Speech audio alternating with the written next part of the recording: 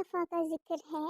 ایک صبح شہزادہ سلیمان اور اس کا کزن شہزادہ علی جنگل میں سیر کے لیے گئے۔ پورے جنگل میں تیز ہوا چل رہی تھی اور ہر جگہ پرندوں کے چہچہانے کی آوازیں آ رہی تھی۔ آسمان بہت خوبصورت لگ رہا تھا۔ اچانک شہزادہ سلیمان کی نظر آسمان پر ایک اڑتے پرندے پر پڑی جو بہت مزے سے ہوا میں اڑ رہا تھا۔ اس سے پہلے کہ شہزادہ سلیمان شہزادہ علی کو روک پاتا، اس نے اس پر تیر چلا دیا۔ تیر لگنے سے پرندہ نیچے چلا گیا۔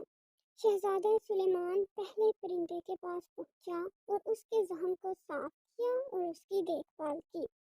شہزادہ علی نے چڑیا لینے کا مطالبہ کیا، لیکن شہزادہ سلیمان نے دینے سے انکار کر دیا۔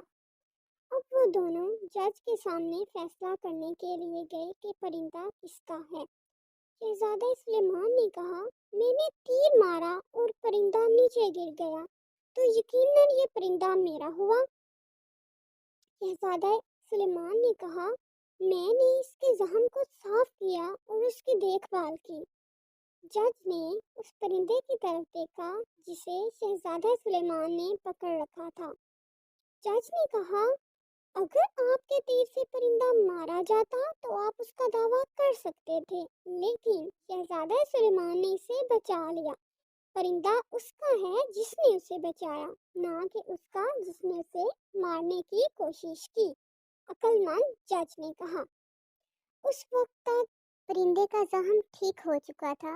شہزادہ سلیمان باہر گیا اور پرندے کو جانے دیا۔ پرندہ آزاد ہے، یہ کسی کا نہیں ہے، شہزادہ سلیمان نے کہا جب اس نے پرندے کو ہوا میں اونچا اڑتے دیکھا۔ اخلاقی سبق: آزادی ایک بہت بڑی نعمت ہے۔